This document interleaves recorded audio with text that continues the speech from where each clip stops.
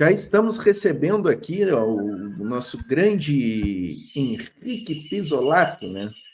Falando em imperialismo, o Pisolato veio para falar de lawfare e Lava-Jato, né? Nada mais próximo do que do imperialismo, mais presente, né, na doutrina imperialista do que a Lava-Jato e o lawfare, né? Celso, estava sem áudio ali, tu falou alguma coisa? Sim, sim. Eu ia elogiar a bandeira do Pisolato ali, dizendo que a dele fica ao vivo, a tua fica escondida, né, meu? Ah, a minha tá aqui, ó. Não Olha é aí, o Poti escondido. esconde a bandeira da MST. Ah, eu vou fazer o programa assim, ó, de lado para a bandeira ficar aparecendo, ó, tá? Ó, Mas assim, ó, deixa eu mandar um abraço aqui que eu estava vendo o chat, eu que tô querendo falar do chat aqui que tá muito bonito. Oh, e aqui, ó, tem a Flávia Faria tá aqui conosco, ó, dizendo que o Elias Jabor explica bem a democracia chinesa. O pessoal entrou num papo de China aqui maravilhoso no chat, né? De comunismo, de ditadura do proletariado, tá bonito de ver o chat. Marcelo Colagrande, o Thiago chegou aqui conosco, ó, Celso, o Thiago, nosso grande Thiago, que eu tinha notado já a falta Thiago dele, ó. Gomes? Ah, o Thiago Thiago Gomes. Gomes, estava em um ato do MST aqui na minha região, ó. Olha aí. Estamos trabalhando para eleger a deputada federal Dandara para a eleição de Uberlândia, Minas Gerais. Pô, Muito bem, Dandara Thiago. prefeita de Bom guri. Uberlândia seria maravilhoso, né? Está em Beatriz primeiro Andrade. lugar nas pesquisas. Opa, que maravilha. E lá tem segundo turno, será? Tem. Tem, é mais de 200 mil habitantes. A Helena Lopes Silva dizendo aqui que o Lula é sindicalista e tudo bem, né? Grande, grande Lula, grande companheiro Lula. Salve Correia, o Adão está aqui, ó, dizendo maravilha, Cristiano. O Fábio Silva está aqui, dando uma boa noite, camaradas anti-imperialistas. Paulo Fernando. O pessoal perguntou aqui, alguém disse que era para convidar o Gilbert Martins, né, da TV, deve ser Ah, sim. o Gilbert Martins tinha um compromisso hoje. Eu chamei o Gilbert para estar aqui, para estar conosco na entrevista do Paulo Paim, mas ele tinha compromissos familiares lá, o nosso grande Gilbert Martins, né, o cara da TV. Mas o Givalber está aqui no chat. O Givalber estava colocando mensagens aqui, o nosso grande camarada Givalber, né, da nossa TV Resistência Contemporânea, né, que está em rede aqui conosco, né. Vamos lembrar os canais aqui, ó. Estamos com o canal da Geopolítica, né, do professor Legene. Estamos na Voz Trabalhadora, obviamente, no Fala Sério Tietê, Arte da Guerra, o Comandante Farinazzo. Os fãs do Comandante Farinazzo estão perguntando por ele. Às 7 horas o comandante chega aqui, tá, pessoal? Pessoal do Arte da Guerra. O canal M65, lá do camarada Albérico, né, do PC do B. Até ele E a ia TV participar, mas no final não fechou na grade de horário, né? e a Não, TV ele, não, Resistência Contemporânea, ele não né? Não, mandou o horário pra gente que ele queria pois é. fazer. Suzane Saldanha Lemos, deixa eu ver mais alguns aqui, ó. Marina Castro, o biólogo socialista, ó, que estreou Grande, aqui na Voz Trabalhadora num papo grande. maravilhoso ontem aqui que eu Aham. tive com o Ouvi. Padula, que é o biólogo socialista, e com o professor Viaro, né? Tá arquivado aqui no canal, foi não é porque foi aqui no canal, mas foi um papo sensacional com essa dupla aí, o Viaro lançando seu livro Anti-Coach, né? E o Padula, aliás, que eu já escalei, já combinamos de na próxima sexta-feira continuar o nosso papo, né? Porque estava Opa! tão bom que. E o Padula já aceitou, então, próxima sexta o Padula estará de novo aqui às 19 horas. Quem mais está aqui, ó? Deixa eu dar uma passada rápida aqui. Tu viu? O Sidney Pisolato é dos Hilário. meus, Potinho. Tu viu o que tá A, escrito na caneca dele? não vi, mostra a caneca aí. O Pisolato tem MST, o Lawfare lá, caneca Lula gigante e um quadro do Allende ali atrás, né? O cenário do Pisolato é É. insuperável, né? Insuperável. Mas, Pisolato, bem-vindo aí, satisfação imensa ter tua presença aqui conosco. Obrigado. Obrigado. Boa noite, boa tarde, bom final de tarde, né? Será que as Desse pessoas sabem o dia. que é lawfare, Pisolato? Será que as pessoas sabem o que é lawfare? Olha, tem gente que me pergunta se isso é para comer ou passar no cabelo. Mas esse palavrão nada mais é do que a nova forma de guerra do imperialismo, Isso. dos expropriadores, dos colonizadores, que, infelizmente, estão levando a melhor. Mas eles conseguiram, como diz o Adolfo Pérez Esquivel, eles conseguiram reeditar o consórcio Condor. Tristemente.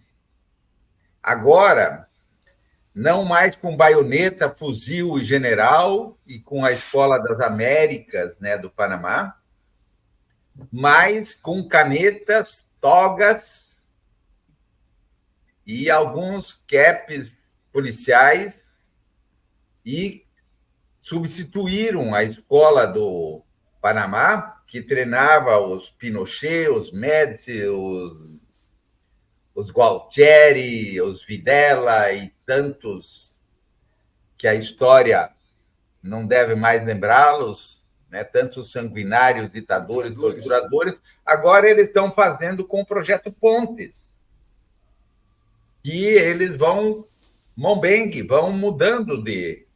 Não é mais um espaço fixo, mas eles vão dando curso. E a gente viveu, inclusive, esse ano aqui, um convênio do TRF2 com o Departamento de Estado americano para treinar juízes, procuradores, promotores, e sempre vai junto com os policiais federais. Então, é esse consórcio midiático judicial, né? A mídia corporativa e empresarial, com o sistema de justiça, que adotou uma tática que nós levamos muito tempo para decifrar, porque não é mais entrar pelas fronteiras, não é mais invadir a linha divisória. Eles já atuam por dentro, pelas instituições, e ocupam os espaços do país, inclusive grande parte da máquina administrativa dos países. Sim. Através de computação, através de todas as formas, traição, quinta colunas, é esse tipo de ação, e com isso eles estão conseguindo saquear os países. Nós perdemos agora, falando especificamente do Brasil, a gente perdeu o pré-sal, a gente perdeu a Eletrobras, a gente perdeu a base de Alcântara. Tentaram levar a Embraer, Correio, Banco do Brasil, e tem gente ainda afirmando que tem que levar a Petrobras e outras mais. Fizeram tudo isso às claras, à luz do dia, e nós sequer conseguimos esboçar uma reação, sequer entendemos. Criaram um mal cósmico, que é a tal da corrupção, que nada mais é do que o mesmo da Idade Média, dos infiéis, e levaram na conversa. E são 13 países, só da América Latina, a começar pelo Zelaya, na Guatemala, o Lugo, no Paraguai, né? Depois o Rafael Correia, no Equador. Eu até há pouco participei de uma conversa também, uma espécie de live, com companheiros na Espanha, do Comitê Pró-Equador, né, que estão lutando, inclusive, por justiça. E tem o caso lá dos caras invadiram, inclusive, a embaixada, né, para tirar o Jorge Glass, embaixada do México, mas nós temos o caso do Castilho, no Peru. Tivemos essa segunda-feira a questão do Chile, né, do Daniel Radui. Estamos tendo a questão da Cristina na Argentina, que segue tentativa na Venezuela, as ameaças que está tendo com o Petros agora, e o México também peleando, e nós aqui meio vacilando. Então, Guatemala também, né, Pisola? E nessa tua fala, tu já está respondendo aqui o companheiro Vinícius, ó. Ele pergunta se o lawfare é em todos os países ou ele é momentâneo por causa da ascensão do neoliberalismo, né? Uma combinação dos dois, né, Henrique? Olha, um amigo do México, que tem o canal Latinidades, eu até vou passar o contato dele, o Hector. Ele faz um trabalho muito bom com, né, lideranças progressistas de toda a América Latina, e que eu participo constantemente. Ele me disse outro dia, quem não foi vítima do lawfare, será. Ou a gente para o lawfare, ou a gente cria uma estrutura de Estado, uma estrutura de governo, inclusive, se possível, inclusive, multinacional, para detectar, para identificar o lawfare e parar, como a gente tem estruturas de defesa tanto militar, defesa sanitária, porque eles atuam dessa forma. Não adianta a gente chorar o leite derramado. Ou a gente começa a resgatar as vítimas no Brasil, que são mais de 2.000 já, que nós temos contato, que se expuseram. E todo dia aparece mais. Ontem a gente falava com um ex-governador de Rondônia. São 7 ex-governadores vítimas de lawfare. São centenas quase uma centena de prefeitos, dirigentes sindicais. Só naquela Operação Greenfield foram mais de 300, que tem de funcionários públicos. Então, eles atuam sem clemência e vão roubando, rapinando, né, assassinando, levando pessoas ao desespero. Inclusive, a gente tem o mais falado, é o caso do ex-reitor, né, o canceler, mas a gente tem 7, 8 casos de vidas que foram perdidas causado disso. Sem falar do caso do Almirante Otto, onde projeto de soberania nuclear brasileiro foi arrasado, criminalizado. E a gente sabe o que é isso, né? Quem domina o urânio fala grosso no mundo. E nós tivemos o quê? O sistema de justiça brasileiro jogando contra o país, aniquilando, destruindo um projeto de soberania. Sem falar da Lava Jato, que é uma das ações, é uma das operações de lawfare. O que eles fizeram agora na Argentina. Eu não sei se vocês já pararam para observar uma questão geopolítica. Essa crise capitalista, que a gente sabe que eles já entraram no processo decadente, de esgotamento, mas um monstro, ele não morre do dia para a noite. A ponto que eles vão resistir muito tempo. Chega a um determinado momento que eles, claro, vão se desesperar. E hoje eles têm 3 grandes áreas de expansão no mundo. Que o capitalismo ele só sobrevive com o expansionismo. Desde a da época dos descobrimentos. É a Antártida, gente. É o Polo Sul, o Polo Norte e a Amazônia. A Amazônia latino-americana. Por isso que esse maluco está na Argentina, já fez acordo com o Comando Sul-americano e já está entregando. Estão criando base e assim por diante. Por isso que a gente está tendo guerra na Ucrânia. A disputa aí é muito mais do que os filmezinhos de ficção. E no nosso caso, vocês estão vendo agora. Porque eles criaram essa rusga Brasil-Venezuela? Para inviabilizar o Mercosul, gente. Porque se juntar Brasil com a extensão, com a população, com o que tem, né, de riquezas naturais, e a Venezuela com a quantidade de petróleo, mesmo com o Milei aprontando lá e o Boric vacilando, a gente tocava para frente o Mercosul. E eles não querem o Mercosul. Porque isso é papo para algumas horas, né? Mas todo mundo sabe que até alguns anos atrás, quem dominou todo o fornecimento, os preços e o controle dos alimentos nesse planeta foi a Bolsa de Chicago. eles planejavam, estipulavam preço e manipulavam.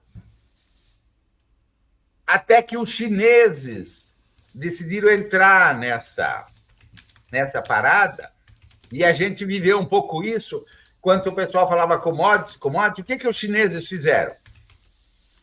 Ao invés de usar como eles, sempre a quinta esquadra, né, a ocupação, a invasão, os chineses disseram, não, nós vamos começar a comprar comida também e vamos pagar mais.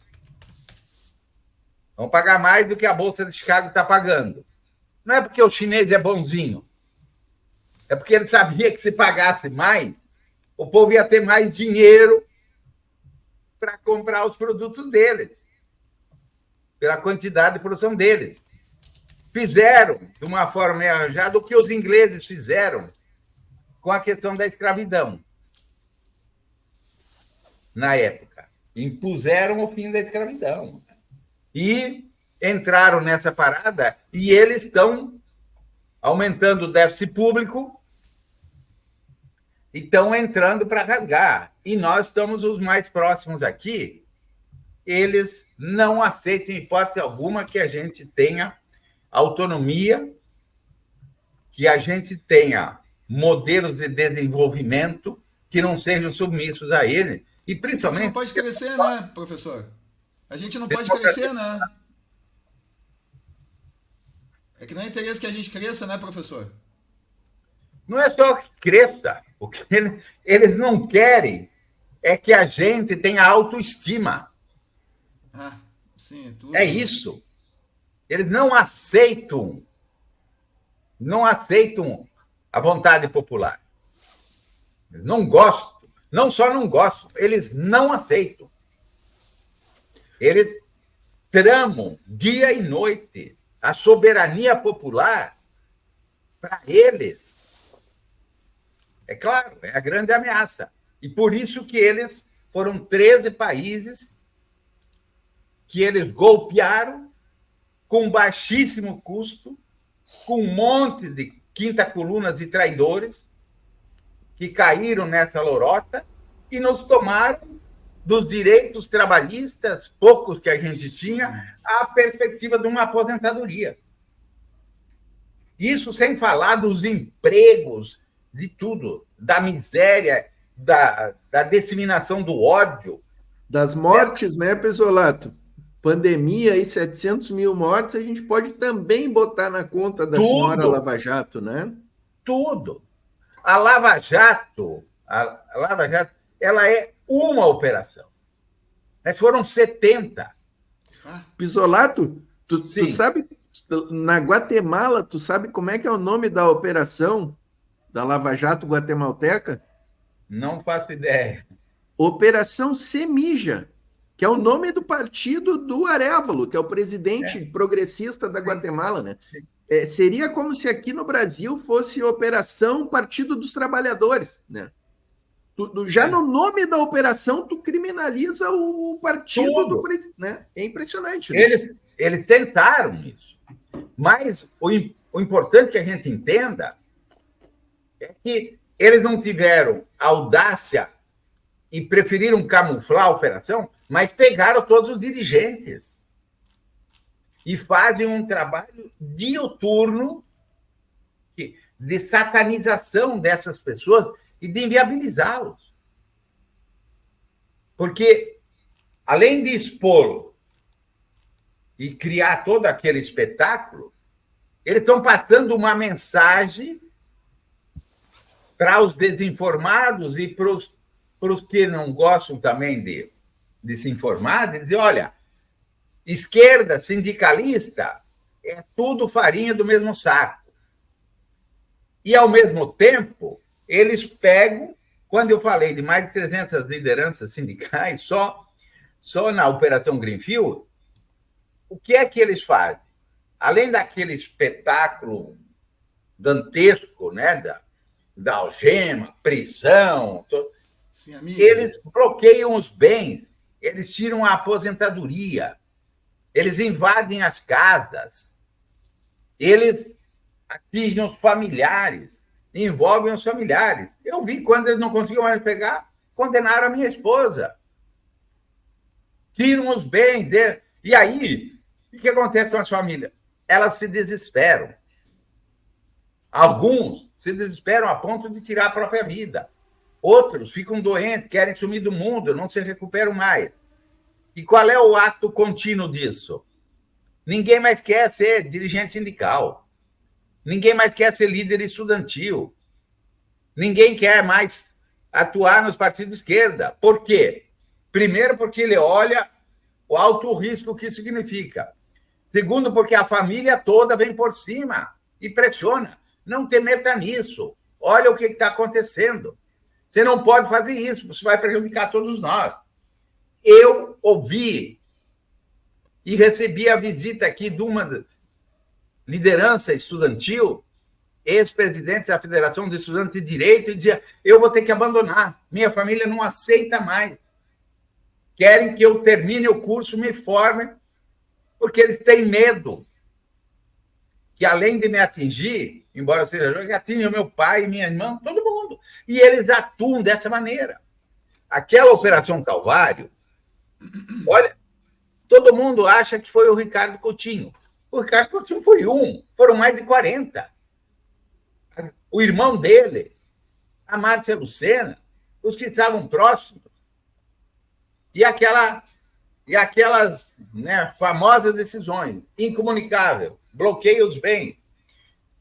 O Almirante Otto, eu estou falando muito, o Almirante Otto, eles bloquearam todos os bens e mantêm os bens bloqueados, suspenderam tudo. O Bretas deu mais de 40 anos de condenação para ele, denunciaram e condenaram a filha e a esposa.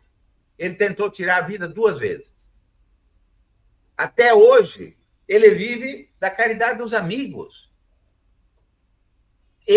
Já me bloquearam a aposentadoria toda hora. Conta bancária, cartão de crédito, essas coisas não existem. Domingo passado eu estava aqui numa manifestação aí com os companheiros que estão disputando eleição, e aí 3 disseram, eu vivo a mesma coisa. Eles tentam asfixiar as pessoas. E qual é o crime do Almirante Otto? Que a grande mídia não fala e que a gente está muito desinformado. Ele, com mais alguns amigos, professores, cientistas, inclusive da Universidade Federal de Minas Gerais, conseguiram criar um processo de enriquecimento de urânio muito mais simples, rápido e de pequena quantidade, que você poderia, inclusive, criar pequenas unidades de geração de energia no interior desse país, inclusive na Amazônia. Isso impactava completamente o modelo americano, que, inclusive, já tinha um conflito, que até o Geisel peitou na época, e disse, eu não quero esse modelo, eu quero dos alemães, na Constituição de Angra. Transformaram isso num crime, denunciaram, acabaram com o projeto acabou. E o Brasil vai levar quantos anos para voltar? E hoje só fala grosso no mundo quem domina o enriquecimento de urânio, que tem bomba atômica. Vocês já perceberam? Claro, claro. Vocês já perceberam que quem manda, né? O que é isso? Que é o Conselho de Segurança da ONU. Que é e eles estão atuando. Como é a questão do petróleo, da energia limpa, da água. Agora, essa questão desse aventureiro, uma mistura de playboy com não sei o quê, né? Esse provocador do Elon Musk, o que esse cara quer? Pisolato, que é perigo maior para os Estados Unidos do que o projeto do Almirante Otto? Pô, que perigo, que crime terrível que ele fez para os Estados Unidos, né? Claro. Para ele o triste, Poutinho, é que quem introduziu esse projeto foram brasileiros aqui. Usaram brasileiros muito bem pagos, com carreiras estáveis, treinados, uns envaidecidos, outros cooptados, outros vendidos, quinta coluna. Pisolato, e continuam por aí sendo aplaudidos. Pisolato, E a gente é um cara de trouxa. Eu quero te fazer uma pergunta justamente nesse sentido. Tu quer falar, Celso? Não, só que eu lembrei da questão que tinha aquele brasileiro que foi lá ver as armas químicas do Iraque, né? O embaixador, né? E aí o cara foi tirado, né? E não Bustani. bastou isso, que o próprio Scott Ritter, que disse que não tinha, agora ele que está sendo perseguido, diz que ele é um militar norte-americano. Se os caras perseguem um militar norte-americano, que foi lá fazer esse troço, né, cara, de alta patente, imagina um brasileiro. Norte-americano não, estadunidense. Do México para cima já não é mais América aqui na voz trabalhadora. Se os caras entram na casa do Scott Ritter por nada, imagina de um brasileiro, cara. Não precisa nem cuidado. Assim, eu quero fazer uma pergunta justamente, eu te interrompi, Pisolato, mas é porque eu quero reforçar exatamente isso que tu ia começar a falar. Mas antes, deixa eu mandar um abraço aqui, para o Nildo Cabral, que fez um comentário que eu achei até legal aqui, que eu falei que o Lenin, o João Carvalho disse que se o Lenin fosse vivo hoje, ele seria TikToker, né? Porque o Lenin tinha a teoria que a gente tem que ocupar todos os espaços e não pode deixar espaços vazios, né? E aí o Nildo Cabral, certíssimo aqui, botou, não, o Lenin teria a própria plataforma e publicaria uma obra sobre comunicação no capitalismo informacional. É isso aí, Nildo, tens toda a razão. Depois eu tenho aqui uma pergunta que eu vou colocar para o Pisolato, mas antes eu quero te perguntar o seguinte, Pisolato. Como é que é o teu sentimento, Pisolato? Tu estava falando destes canalhas muito bem remunerados pelo Pentágono e pela CIA, né? E aí eu quero saber o teu sentimento aqui, já que a gente está num papo camarada, o teu sentimento pessoal ao ver o Sérgio Moro desfilar no Senado impunemente e o Deltan Dallagnol nas redes sociais, aí não sei nem se não é candidato a prefeito. Não, ele não é candidato porque eu acho que ele está inelegível, né? Se não me engano. Mas como é que tu vê essas figuras, esses traidores da pátria, que deveriam estar respondendo, pelo menos respondendo criminalmente na justiça, né? E não estão ainda. Como é que tu vê eles desfilando impunemente pela sociedade brasileira, Pisolato? Olha, com a mesma dor e a mesma sensação que o Joaquim Silvério dos Reis fosse homenageado e tivesse estátuas por esse país. E me revolta saber... O cara que enforcou o Tiradentes, né? O Joaquim Silvério. Que vendeu e traiu para isentar, para que a coroa isentasse ele de umas dívidas, né, de derrame lá de impostos que ele tinha. Vendeu todos os companheiros. Esse pessoal, a começar pelo Joaquim Barbosa, pelo Antônio Fernandes, todo esse pessoal, porque ali foi o ovo da serpente. Ali se criou, se testou e depois se liberou. Se criaram as franchises depois, do Moro, do Breta, do Wadisley e de tantos outros. A Gabriela É importante, Portinho. Não pense que isso foi por acaso. O projeto Pontes trabalhou isso cientificamente. Eles têm método. A gente teve há 15 dias em Curitiba com o Rubens Casara num evento lá na universidade, com um desembargador, juristas, né? Aonde nós, da Rede Lawfare, já com o apoio deles e de vários outros professores, identificamos uma espécie de protocolo. Como funciona? Como você identifica? Isso é lawfare, né? Isso se enquadra como lawfare e isso é assédio. Que você tem erros judiciais, você tem lawfare, né? Então, o triste de tudo isso é que o Sérgio Moro aparece em primeiro lugar nas pesquisas no Paraná para governo do Estado. E a gente deixou esses monstros ir se criando e tem ainda um monte de desinformado, outros mal intencionados, outros babacas mesmo, que ficam aplaudindo e passando sebo no chicote. do lombo. Mas o mais triste é que a nossa estrutura de Estado está refém desse pessoal, porque eles estão no Ministério Público, eles estão na Polícia Federal, eles estão no Judiciário, eles estão na AGU, eles estão no TCU, eles estão nos principais órgãos estratégicos. Sim.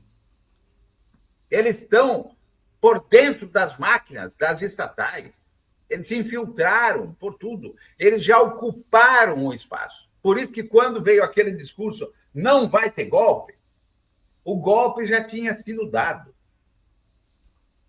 Eles já tinham feito uma pesquisa, e isso é importante que a companheirada que está nos acompanhando aqui, nesse dia que de independência não tem nada, né? Mas até porque, olha quem está aí, de verde e amarelo, mas eles fizeram uma pesquisa, eles trabalharam cientificamente, primeiro, para ver o que era que unificava os povos, principalmente aqui no caso do Brasil, mas de toda a nossa América Latina aqui. E eles tentaram, primeiro, com a história do narcotráfico. E não conseguiram uma adesão popular, identidade. Não conseguiram essa unificação. Na sequência, eles vieram com a história do terrorismo. Lembra que o Brasil também criou leis esdrúxulas aí do terrorismo, criou leis sobre o narcotráfico, mas o terrorismo é uma coisa distante para nós aqui, é uma coisa mais de filme. Aí, eles conseguiram encontrar o mal do século, a corrupção. E a corrupção passou a ser, nos dias de hoje, aquilo que os infiéis, que os anticristos foram na Idade Média, para a Inquisição e para a Igreja Católica. E quem eram os verdadeiros anticristos na época? Eram os da estrutura da Inquisição. Quem são os grandes corruptos? São os agentes desses tribunais de Lofer. Cadê o dinheiro? Cadê os bilhões? Por exemplo, dos acordos de leniência, que o TRF 4, ou mesmo Curitiba, onde é que foi esse dinheiro? Quem é que está se locupletando? Quem é que se vendeu? A troco de fama fácil, a troco de aplauso. Quem é que visita e não precisa nem, como diz o Requião, vai para o Pentágono, o IFE entra direto, né? O Wi-Fi entra direto. Ô, Pisolato, algumas dessas tuas perguntas estão respondidas lá no relatório do CNJ do... Como é que é o corregedor? Não, o corregedor. Salomão, Luiz Felipe Salomão? O relatório do Salomão, estão naquele relatório. Só que o atual presidente do STF é um lavajatista convicto, né? Então, isso não avança por causa dele. Vamos botar aqui, vamos dar nome aos bois, né?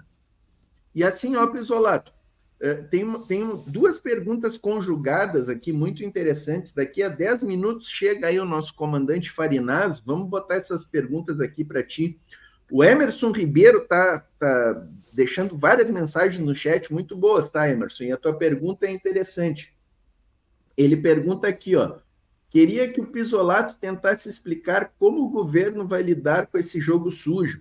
É possível enfrentar o lawfare na democracia burguesa? E o Edu Leite, também no mesmo sentido, mais ou menos, ó.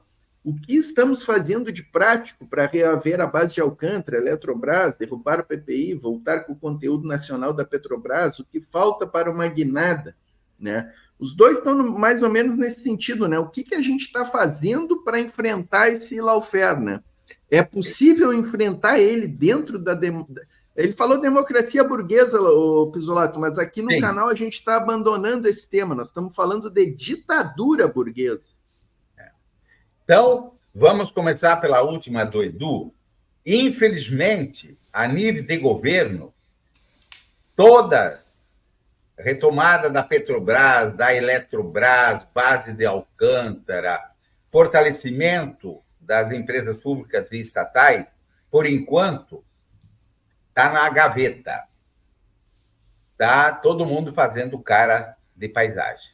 Infelizmente, não tem ousadia, não tem nenhuma iniciativa concreta. Você tentou alguma coisa via judicial, mas o povo está com medo de usar. A outra pergunta, como é que a gente pode fazer? Eu não memorizei o nome do companheiro, foi... O Emerson. O Emerson. Emerson. Olha, alguns países burgueses, inclusive com democracias burguesas, já tomaram iniciativa. O mais próximo e que criou toda uma legislação a partir de uma CPMI no parlamento foi a França, depois de ter perdido a Aston, que era a maior empresa deles. Quem quiser conhecer mais disso, leia o livro, né, editado pela editora Cotter, que eu tive o privilégio de fazer o prefácio, Arapuca estadunidense, uma lava-jato mundial. Muito a China, há 20 anos, criou todo um sistema de proteção e de leis, de preparação de técnicos de universidade, como um sistema de defesa para entender e para não permitir que essas ações se concretizem na China. O que é que nós podemos fazer aqui no Brasil? Nós precisamos criar uma estrutura estatal, uma estrutura do Estado brasileiro, não de um governo de esquerda, é do Estado brasileiro. Como nós temos uma estrutura de defesa sanitária, nós temos uma estrutura de defesa militar, nós temos que ter uma estrutura de defesa do lawfare. O que é que essa estrutura vai fazer? Identificar, detectar, como você faz com epidemias. E depois de identificar, de detectar, você neutraliza. Você cria ações, neutraliza, que vai por ações legais, que tem que passar muitas vezes até pelo parlamento, por ações operacionais que vêm de estruturas jurídicas, teses de defesa. Por exemplo, o que o Moro fez? Como é que ele tem que ser enquadrado? Nós não temos uma lei para isso. Isso é traição?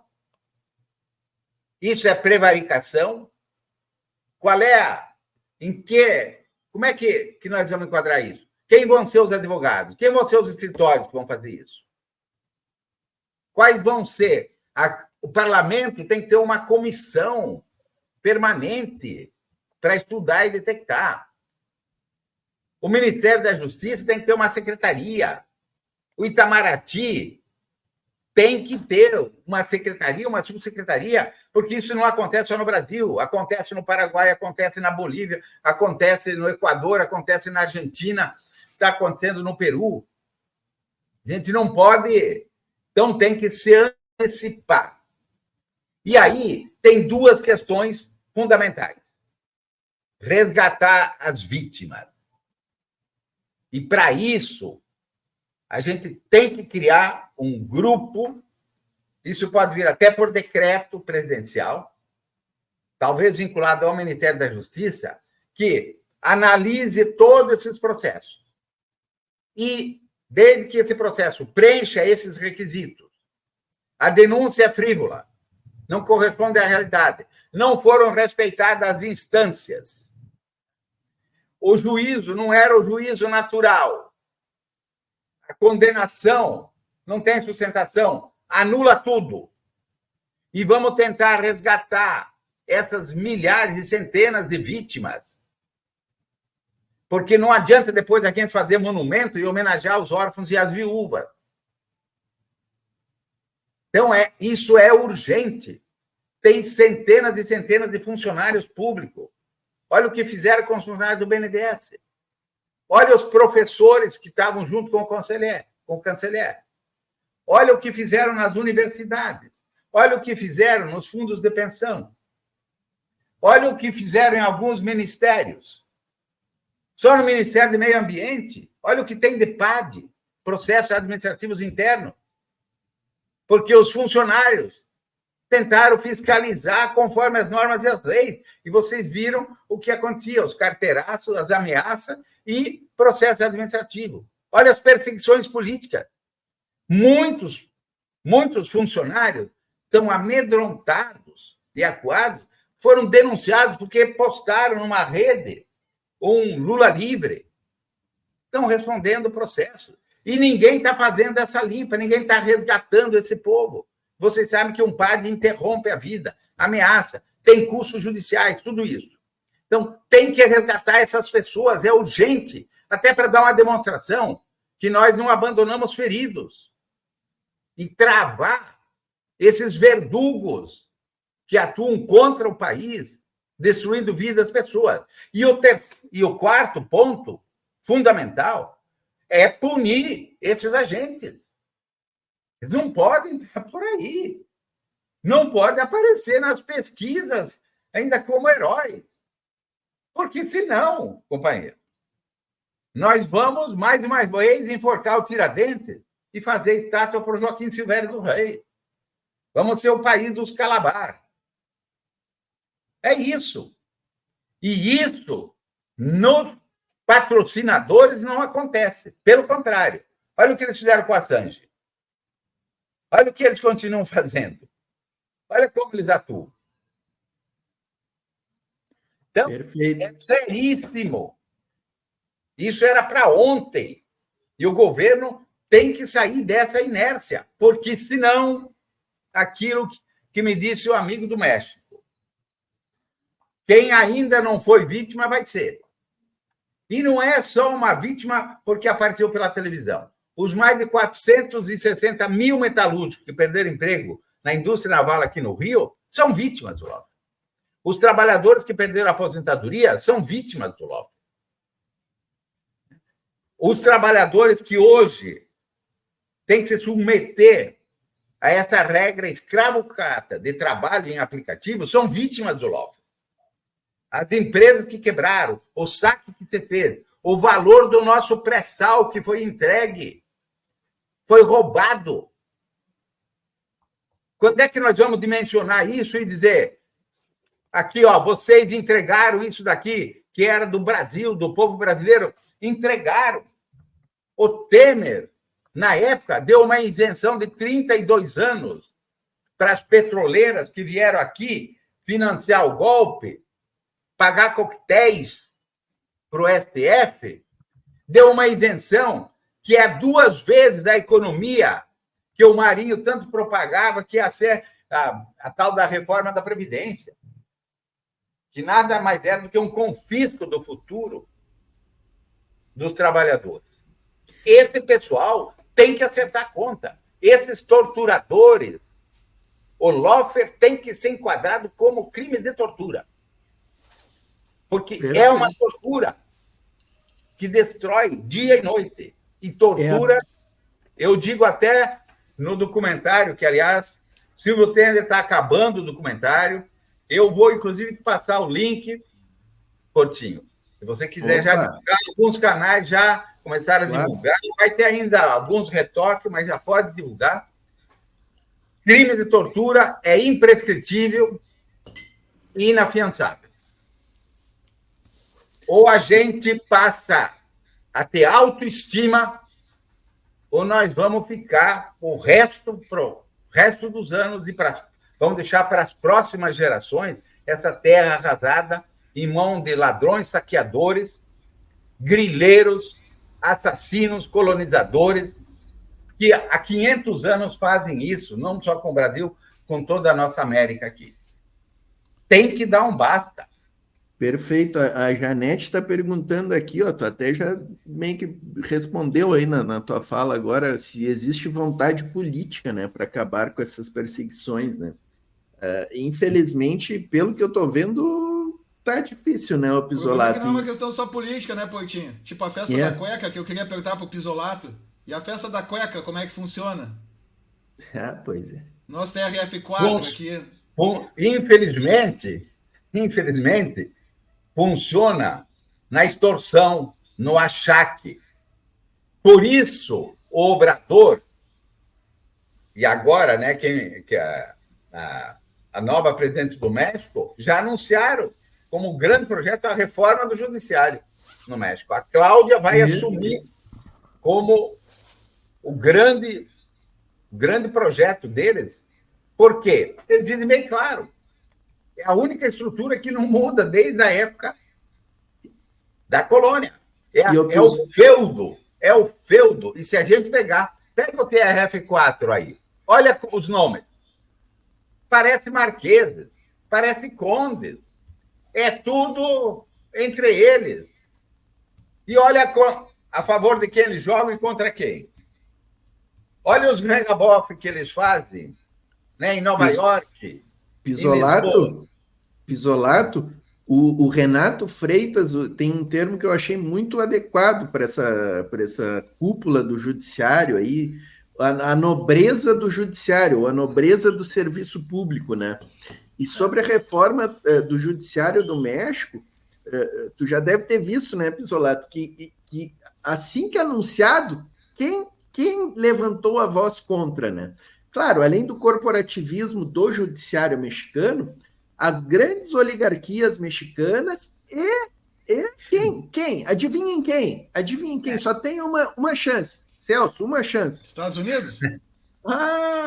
O embaixador dos Estados Unidos disse que ia prejudicar as relações entre os dois países, ia trazer insegurança jurídica para o país, ia prejudicar os prejudicar negócios. É dizer o seguinte, eles iriam vigiar mais os ladrões. Iriam vigiar mais os ladrões. Isso. Só para fechar aqui, né, Pisolato? Sabe por quê? Qual é a grande preocupação deles e que o principal tema de controvérsia da reforma do judiciário, a eleição de magistrados, está lá no projeto. E assim, né, Pisolato, o México, aqui no Brasil, eu acho que hoje o magistrado eleito no Brasil seria muito perigoso, mas o México ele já avançou em relação a nós. Sem dúvida. O López Obrador, com as manhaneiras dele e com o projeto de comunicação dele, ele conseguiu conscientizar, ele conseguiu levar a educação política para o povo mexicano, tanto que a Cláudia ganhou com quase 70% a eleição, né, dos votos válidos. Então, o México hoje está praticamente com... O México tem quase que um escudo contra o fascismo e contra o imperialismo estadunidense. O muro que o Trump prometeu construir e não construiu, o López Obrador construiu um muro ali na divisa deles. O López Obrador com cultura, com educação... Conscientização, política. Com debate político. Ele conseguiu fazer um muro em relação aos Estados Unidos. Ganhou a eleição com a sucessora dele, com quase 70%, e estão propondo essa reforma do judiciário que vai imunizar o México, dessas tentativas de golpes brancos, de lawfare, né? O Pisolato. Sem dúvida.